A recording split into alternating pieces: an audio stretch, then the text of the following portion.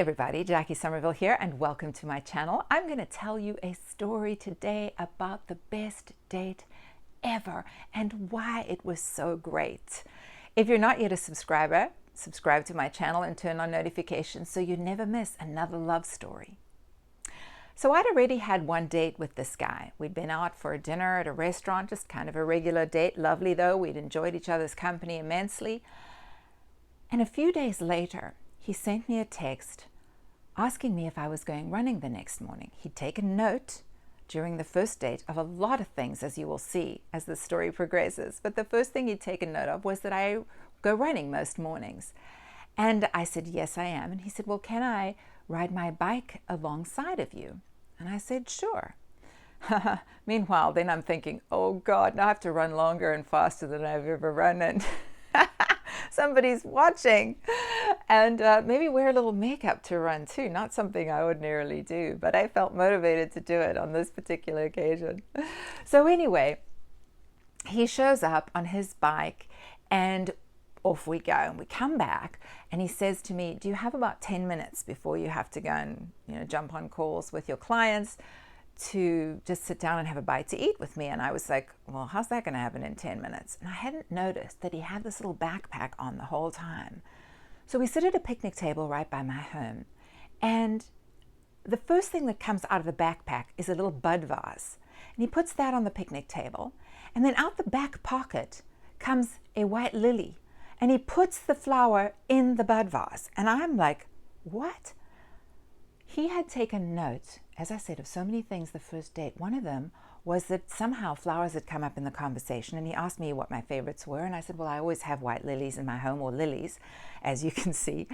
And he'd taken note of that. So the first thing that comes out of this backpack was a lily.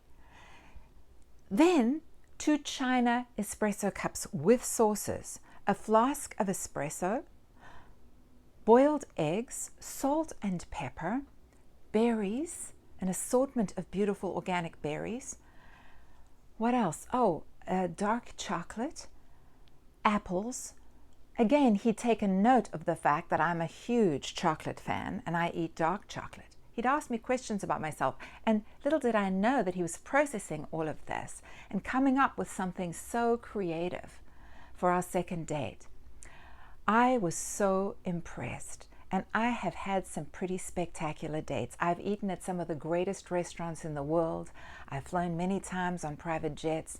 I've had a pretty amazing life. So it's not that easy to impress me with that kind of thing. But here's why this was so impressive. It was creative and it was thoughtful.